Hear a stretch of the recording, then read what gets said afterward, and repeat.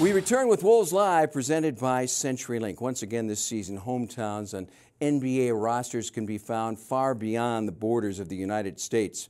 Tonight, we're reminded that there are places in the world where NBA hopefuls lack the basics to practice the game they love. The influence of the NBA extends to many corners of the world. Basketball is actually a global brand, and many times when you live in a place like Kibera, as a young person, you have dreams, you have aspirations, and when they watch snippets of the NBA on television, everybody wants to live the so-called American dream. There are even snippets of the so-called American dream in Kibera, an informal settlement in Nairobi, Africa. But when they look beyond the bright lights of these NBA fantasies, the children are faced with a harsh reality.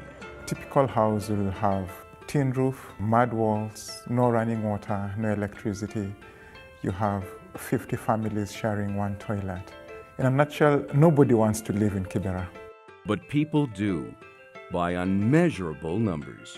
In Kibera, there's 1 million people or more, because you can't take a census in a slum. And it's 2.5 miles long, and it's a very condensed area. And so it's the largest slum in Africa, maybe in the world. There's 16 schools there now, but there's nothing for kids to do. There's no playgrounds, there's no activities. They use drugs. The businesses are around drugs or gangs. And so there really is no structure other than gang structure. This gang structure becomes a way of life for youngsters in Kibera. Without a father figure or a sense of purpose, many join their local gangs as early as the 4th grade, resulting in a life of crime and continued poverty. And while the world they live in may be dense in population, it is sparse with opportunity. They are exposed to no other option and encounter no other plan to break this tragic cycle. Until now. Set up for a basketball court. Set up a basketball court to provide a positive structure, teach life skills. And a basketball team with a coach who would be a structuring coach. And introduce the children to a work ethic that opens the door to a new world of possibilities. And the kids then, on a team, learn that there's rules that have to be kept. Art Erickson. She found out that there was no athletics in the neighborhood. And Kibera native Kanute Waswa. Helping them to see and have a vision.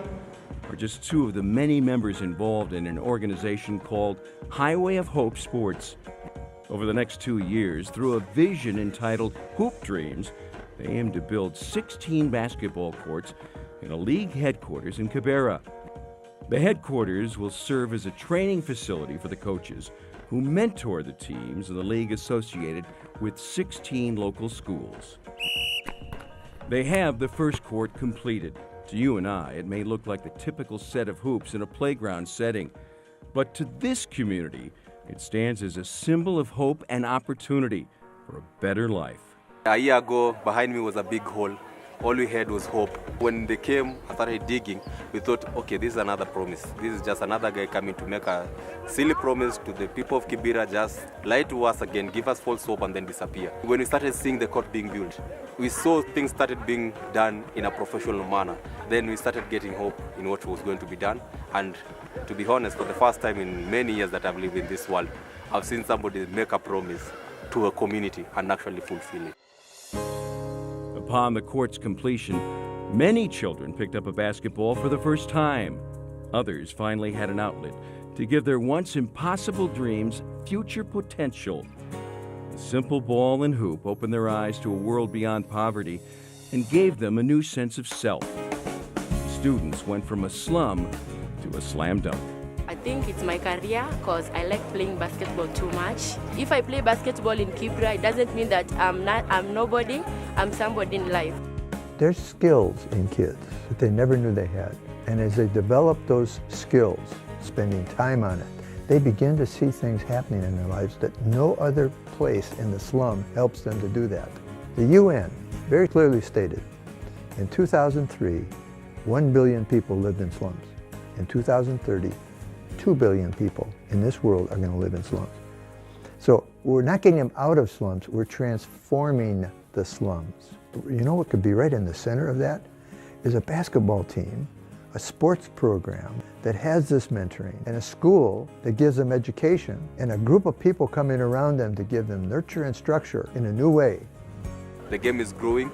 The ladies are off the street, the boys are off the street. Right now we see we are creating teams. We are hoping to, in 3 years, 4 years' time, we might be having a team in the Kenyan Basketball League. And who knows, the next NBA player may just be from Kibera. When all 16 courts are completed, Kibera will officially have more basketball courts per square mile than anywhere else in Africa. To help their cause, please visit hohsports.org.